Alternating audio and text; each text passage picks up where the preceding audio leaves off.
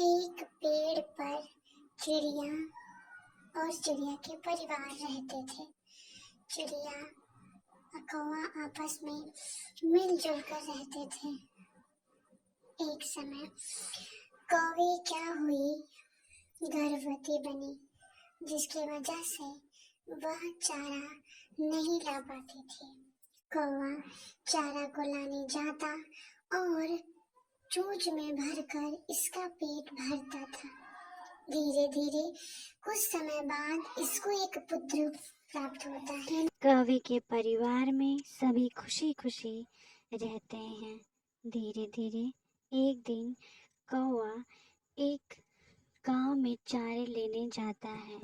वहां पर छत पे गेहूं, चावल, आटा देख के मन में लालच आ जाता है और वह वहां पे चारा लाने अपने दोस्तों के साथ जाता है।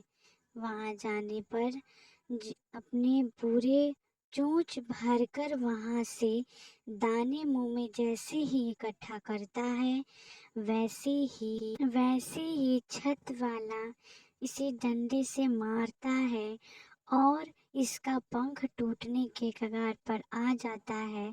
किसी तरीके से अपने पत्नी और अपने बच्चे के पास जाता है और वहां पहुंचते पहुंचते इसके पंख अंततः टूट जाते हैं। माँ और पति दोनों आपस में बातचीत करते हैं कि अब हमारा चारा कैसे आएगा। बच्चा भी अभी बहुत नाजुक है, उसे छोड़ के हम दोनों कैसे जाएंगे। और ये बात आ जाती है उसी रात।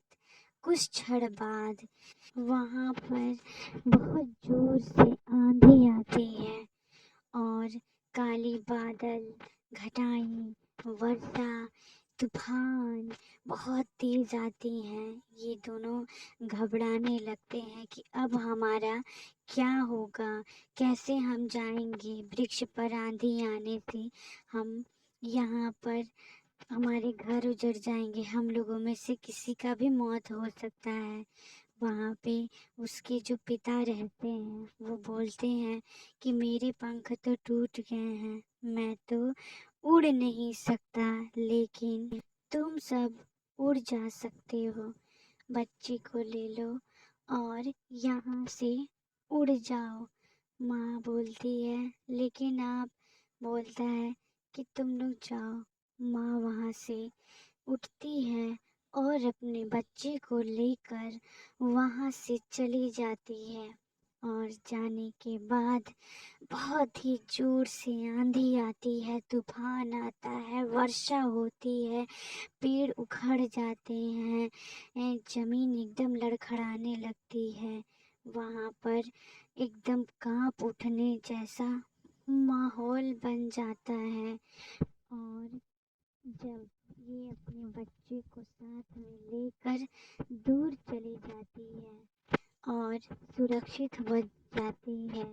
फिर कुछ समय पश्चात जब वर्षा खत्म होती है, आंधी खत्म हो जाता है, मौसम साफ हो जाता है, तब जब वो आती है सभी चिड़िया कौवे आसमान में उड़ने लगते हैं, सुरक्षित रहने लगते हैं। हर जगह चिड़िया कौवे चहचहाने लगते हैं। चारों तरफ एकदम मनोरंजन छा जा। बच्चे चारों तरफ आम के लिए खुश हो जाते हैं कि आज तो बगीचे में बहुत सारे आम गिरे होंगे। मानव बहुत खुश हो जाते हैं कि चलो अब मेरी फसल के लिए पानी नहीं चलाना पड़ेगा। सभी लोग जिसको जहाँ से लाभ चाहिए था, सभी लोग बहुत खुश हो जाते हैं। ये भी बहुत खुश होती है कि मैं और मेरा बच्चा सुरक्षित हैं। तभी इसे अपने पति की याद आती है और वह अपने पति के पास जाती है। और जब वहाँ पहुँचती है तो देखती है कि मेरे पति नीचे पेड़ से गिरे हुए हैं और जब उन्हें छूती है तो उसका सांस चलना बंद हो चुका होता है, उसे कोई होश हवास नहीं होता है और पेड़ से गिरने के कारण उसका दूसरा पंख भी टूट चुका होता है और वह अंत में मर चुका होता है।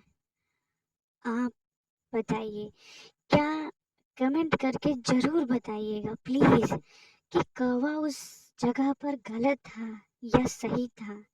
मेरी कहानी मैं भले ही सुना रही हूँ लेकिन मेरे रोम खड़े हो जाते हैं। इस कहानी को सुनने के बाद आप पक्षी और बच्चे को लेकर जाने वाली वो कौवी अच्छी थी, सही थी या गलत थी, या कौवा वहाँ पर गलत था, ज़रूर कमेंट बॉक्स में करके बताएं। और ऐसी कई सारी कहानियाँ को सुनने के लिए मेरे चैनल को लाइक करें, सब्सक्राइब करें और इससे जुड़े हुए हर सुविधा को आप पाएँ, हर कहानी को पाएँ। मैं वादा करती हूँ, आई होप कि आपको ये कहानी बहुत बहुत अच्छी लगी होगी और दिल में एक दर्द तो ज़रूर उठा होगा, है ना? अगर आपके दिल में दर्द है